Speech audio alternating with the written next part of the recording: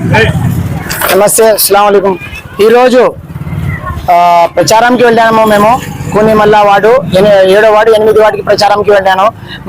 మేము BSP party అధ్యక్షుడు అదుని మా భార్య అభ్యర్థిగా నిలబడిపించినాము. ఈరోజు మేము ఎమ్మెల్యేగా గెలిస్తే మేము ఏం చేస్తామంటే ఆధునిక ప్రజలకి మేము నమస్కరించి కోరేది ఒకటే అన్న, ఈసారి అన్ని రెడ్డిలకి కానీ నాయుడు వాళ్ళకి కానీ మీరు అవకాశం ఇచ్చినారు. ఈసారి బీఎస్పీ పార్టీ గొప్ప చర్చ జరుగుతున్నది ఆధునిలో. ఎందుకు బీఎస్పీ పార్టీ మైనార్టీకి మహిళకి సీట్ ఇచ్చింది. చాలా మంచి అవకాశం ఇది ఆధునిక ప్రజలకి. మీరు మంచిగా దీనికి మంచి అవకాశం అనుకొని మా కొత్త అభ్యర్థి కావాలని చాలా మంది కోరుతుంటే ఆ కోరిన వెంటనే మాకు సీట్ ఇచ్చినారు వాళ్ళు. మేము అంతా ఆధునిక ప్రజలకి కోరేది ఒకటే, ఆధునిక డెవలప్మెంట్ లేదు. ఏమన్నా చెప్తే భూ కబ్జాలని చెప్తారు, ఏమైనా పని చేయాలంటే చేద్దాం పోని చెప్పి ప్రతి ఒక్క పని డెవలప్మెంట్ ది ఆధునిక ఎమ్మెల్యే చేయడం లేదు. మాస్టర్ ప్లాన్ కూడా చేయడం లేదు, ఎంకరేజ్మెంట్ కూడా చేయడం లేదు. మేము గెలిస్తే అన్ని ఆధునిక ఏమేమి సమస్యలు ఉన్నాయి ఒక లిస్ట్ గా చేసి అన్ని సమస్యలకి ప్రతి ఒక్క 2 గంటలు డైలీ కేటాయించి ఆ సమస్యలకి కనుక్కొని ఆ సమస్యకి పరిష్కారం చేసేదానికి గెలిస్తే మేము ప్రతి దినం ఒక 2-3 గంటలు తేం తీసి ప్రజలతో మాట్లాడి వాళ్ళ సమస్యలు కనుక్కొని కొన్ని మా దృష్టిలో ఉన్నాయి, కొన్ని జనాల దృష్టి వల్ల మా వరకు రాలేదు, అది కూడా మేము పరిష్కరించేలాగా మేము చేస్తాం గెలిస్తే.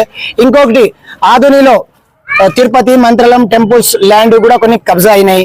ఆ కబ్జా ల్యాండ్ కూడా మేము తీసి గుడికి హ్యాండర్ చేసి తర్వాత మేము దానికి గుడి ల్యాండ్ మీద బీదోళ్ళకి ఏదైనా ఒకటి డబ్బా వేయించి నెలకి హిందువులకి దానికే వాళ్ళ క్యాస్ట్ వాళ్ళకి ఇచ్చి నెలకి భర్త చనిపోయిన వాళ్ళు కానీ బీదోళ్ళు కానీ హ్యాండిక్యాప్లు కానీ బీదోళ్ళ వరకు ఇన్కమ్ జనరేట్ నెలకి 7,000-8,000 ఇన్కమ్ వచ్చేలాగా ప్రతి ఒక్క పర్సన్ కి మేము పోరాటి అది చేస్తాము.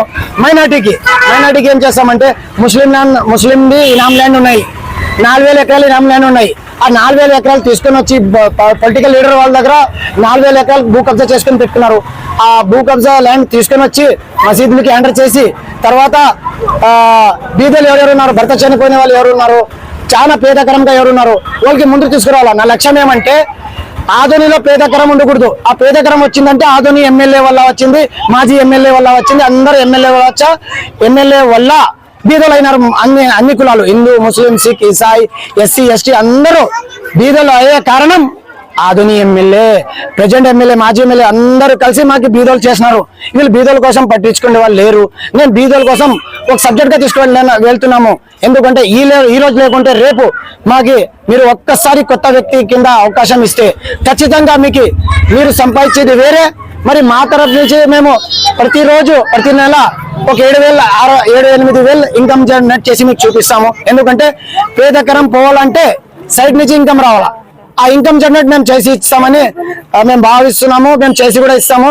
ఇంకొకటి ఆధునిక ప్రజలు అస్సలు చూడండి, మీరు లైట్ బిల్ ఎక్కువ ఉన్నది, ప్రాపర్టీ ట్యాక్స్ ఎక్కువ వస్తున్నది, ప్రతి వస్తువు మీద ట్యాక్స్ ఉన్నాయి. ఎట్లా భరిస్తారు జనాలు? వాటర్ ట్యాక్స్ మీద ట్యాక్స్, మరి లైట్ బిల్ మీద ఎక్కువ ట్యాక్స్లు, అన్ని ట్యాక్స్ ఉంటే ఎక్కడి నుంచి బీదోడు కడతాడు?